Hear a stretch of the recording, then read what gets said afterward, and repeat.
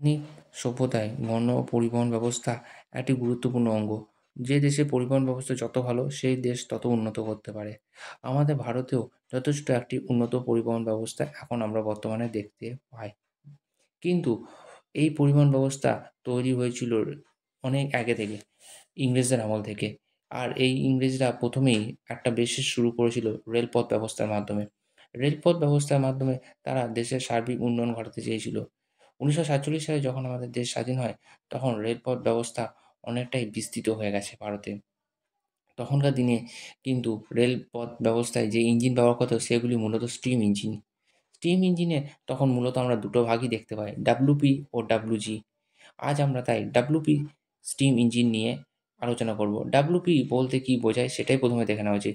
WP এর W বলতে বোঝায় ব্রড গেজ, পি বলতে প্যাসেঞ্জার ইঞ্জিন। এইগুলি শুরু হয়েছিল মূলত ১৯৪৭ সাল থেকে। তার আগেও এগুলি বিদেশ থেকে বেশ কিছু সময় ইংরেজ গভর্নমেন্ট ইম্পোর্ট করেছিল। ভারত দেশ তবে আমরা যে ৪৭ সাল থেকে কথা বলছি তাতে মূলত ৭৫৫টি ইঞ্জিন তৈরি হয়েছিল। যার মধ্যে বেশ কিছু ইঞ্জিন বাইরে থেকেই আনা হয়েছিল, যেগুলি মূলত আমেরিকা থেকেই এসছিল তখনকার দিনে। যেমন ১০০টি তৈরি করেছিল Baldwin locomotive works, Canadian locomotive works ও মন্ট্রিল লোকোমোটিভ ওয়ার্কস তৈরি করেছিল ৮০টি। এটাই তো গেল প্রথম পর্যায়। এর পরবর্তী পর্যায়েও বেশ কিছু ইঞ্জিন আমরা আমদানি করেছিলাম তখনকার দিনে। ১৯৫৫ থেকে ১৯৫৯ এর মধ্যে কানাডিয়ান লোকোমোটিভ ওয়ার্কস ১২০টি ও পোল্যান্ডের ক্রাজানো কোম্পানি ৩০টি। এছাড়াও ভিয়েনার ফ্লোরিস ড্রপসফ কোম্পানি ৩০টি ইঞ্জিন তৈরি করেছিল। এর পরবর্তী ক্ষেত্রে আর ডাব্লুপি ইঞ্জিন বিদেশ থেকে আমদানি করা হয়নি।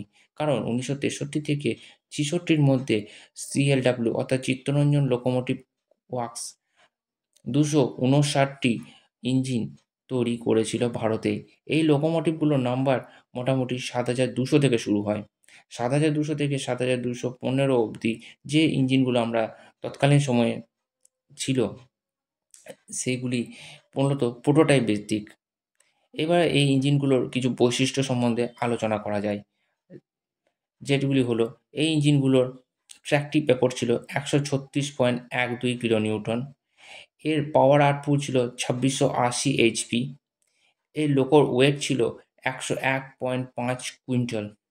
এই ইঞ্জিনগুলোতে ১৫টা শর্ট বা ছোট এবং ১৫টা বড় কয়লার চায় রাখা যেত এবং ২৫০০ লিটারের একটা জলের ট্যাঙ্কি এর সঙ্গে থাকতো ইঞ্জিনগুলোর সাথেই। এই ইঞ্জিনগুলো মূলত ৬৮০ টন লোড টানতে সক্ষম ছিল।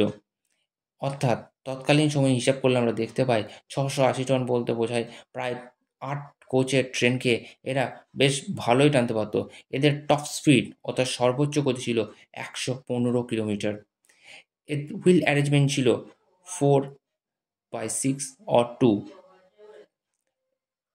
এছাড়াও এই ইঞ্জিনগুলো গতি টানার একটাই মূলত মূল কারণ ছিল যে এই অ্যারোডাইনামিক অর্থাৎ সামনের দিকটা শঙ্কুবিক আকৃতি হওয়ার জন্য। এবং এই ইঞ্জিনগুলোকে আমরা চিনতে পাই কীভাবে?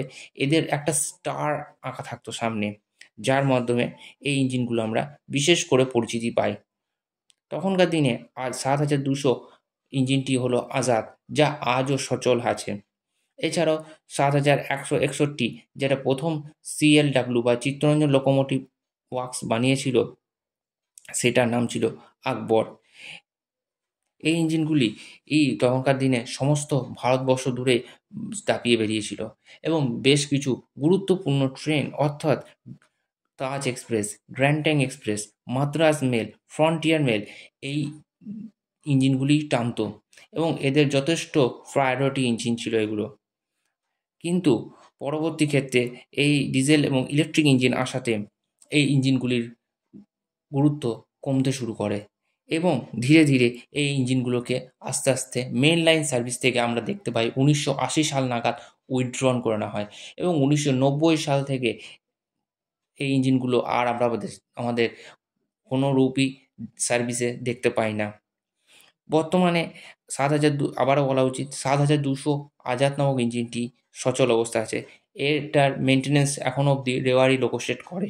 এছাড়াও আরও বেশ কিছু ইঞ্জিন শিলিগুড়ি, লখনউ চারবাগ এবং রেওয়ারি রেল স্টেশনে সংরক্ষণ করে রাখা আছে।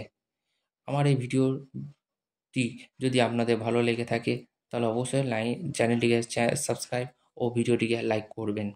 আপনাদের এই লাইক এবং সাবস্ক্রাইবই আমাকে নতুন ভিডিও বানাতে অনুপ্রাণিত করে।